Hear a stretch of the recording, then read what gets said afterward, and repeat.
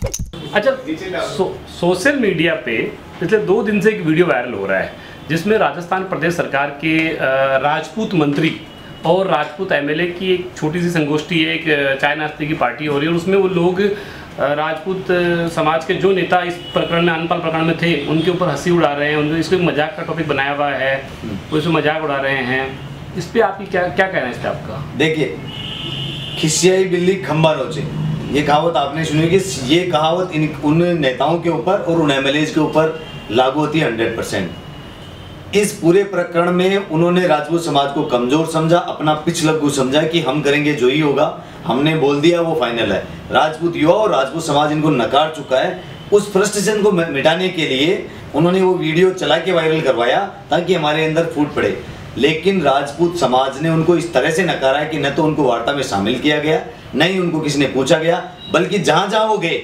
उनको काले झंडे दिखाए गए, उनके पुतले जलाए गए, उनको टेलीफोन और व्यक्तिगत विरोध उनका दर्ज करवाया गया। वो किसी भी राजपूत संस्था के कार्यक्रमों में शामिल नहीं हो पाए। इसलिए उनको एक सीधा सीधा मैसेज चला गया कि अब हमारी पंचायती राजपूत समाज से दूर हो गई है, वो हमारे अब एमएलए नहीं रहे हैं और इसका जो परिणाम आपको 2018 के जो चुनाव होंगे, विधानसभा चुनाव, उनमें दिख जाएगा। हो सकता है इनमें से 2-4 लोग तो अपनी जमानत भी नहीं बचा पाए, क्योंकि जो समाज का नहीं वो किसी का नहीं है। 2018 तक तो सरकार काफ़ी लोगों को मैनेज कर लेगी, जिसे कहते हैं डैमेज कंट्रोल अपना कर लेगी। हाँ, डैमेज कंट्रोल एक शब्द अच्छा है, लेकिन अभी ब्रेन वॉश करने की स्थिति में नहीं है सरकार। किस किस का ब्रेन वॉश करेगी? क्योंकि अगर मैं खुद भी चाहूँ तो भी मैं अपने भाई का ब्रेन वॉश नहीं कर सकता, क्योंकि वो इतने उद्वेलित है, इतने इनसे शोषित हुए हैं। जिस भाई की लाठियां लगी है, जिसने अपने भाई को मरते हुए देखा है, उनपे उसकी लाश को हमने उठाते हुए देखा, वो कैसे डैमेज कंट्रोल में आएगा? देखिए, सत्ताधारी पार्टी जो होती है वो अगर उसको कहीं डैमेज कंट्रोल को करना होता है तो वो उन लोगों को अपनी चुनाव में टिकट देना, ऐसा कुछ करते हैं। आज आपके संघर्ष में जो लोग शामिल हैं उनको अगर कल पार्टी बीजेपी की टिकट दे के और कंट्रोल करे तो उस पर आपकी क्या राय है? देखिए, सीधी सीधी अगर आप ये इनडायरेक्ट में हमारे ऊपर ये आरोप लगा रहे हैं कि हम बीजेपी से मिलके वो कर लेंगे, तो मैं अपने बारे में तो आपको क्लियर कर दूं, टू बी वेरी फ्रैंक, कि मुझे कहीं चुनाव नहीं लड़ना है, इट्स क्लियर। एंड दूसरा, बाकी लोग जो जिनकी राजनीतिक में तो समाज के कुछ लोग अगर अच्छे लोग आते हैं समाज में, तो पार्टी के आधार पर उनको जीत नहीं मिलेगी। उनको जीत मिलेगी समाज का, उन्होंने संघर्ष किया इसलिए, समाज के लिए वो खड़े हुए इसलिए। कई लोग आए खुल के, प्रताप सिंह खरसेवास का आप नाम ले लीजिए, खुल के आए। दुर्ग सिंह चौहान मेरा भैया है, नरेंद्र सिंह महरोली जैसे युवा हैं, अगर वो आते हैं तो उनका स्वागत है, क्योंकि वो संघर्ष में हमारे साथ खड़े थे, उन्होंने लाठियां खाई है, उन्होंने अपना खून पसीना दिया है। तो ऐसे लोगों के लिए समाज विरोध में नहीं है, बल्कि वो आएंगे तो आगे और हमारे संघर्ष और मजबूत होगा। आगे किसी आंदोलन में हमारी आवाज विधानसभा में गूंजेगी, जैसे अब की बार चुप रही वो चुप्पी नहीं रहेगी, तो उनके लिए तो अच्छा ही है। तो राजपूत समाज के अगर ऐसे कोई लोग आते हैं तो क्या राजपूत समाज उनको सशर्त आने के लिए कहेगा? सशर्त क्या? उनके चेहरे हम सबको पता है, जो है उनके चेहरे हमें पता रहो। शायद हम, मेरे परिवार को मैं आपसे बेहतर जानता हूँ, इसलिए हमें पता है उस चीज को कौन कैसा है, तो कहने की जरूरत ही नहीं, म्यूचुअल अंडरस्टैंडिंग ऑटोमेटिक। तो एक तरफ आप कह रहे हो कि अगर वो लोग आते हैं तो अच्छी बात है, दूसरी तरफ आप ये कह रहे हो कि 1 लाख स्टिकर्स आपने बनाए हैं कि हमारी भूल कमल का फूल, है ना, तो फिर ये इस नारे का और इसका क्या होगा? मैंने बीजेपी को समर्थन देने की बात नहीं कही है, मैंने भाइयों को समर्थन देने की बात कही है, जो संघर्ष के हमारे साथी हैं। वो उनका सिंबल इंपॉर्टेंट नहीं है, उनका नाम इंपॉर्टेंट है कि कौन है। Symbol is doesn't matter, symbol doesn't matter.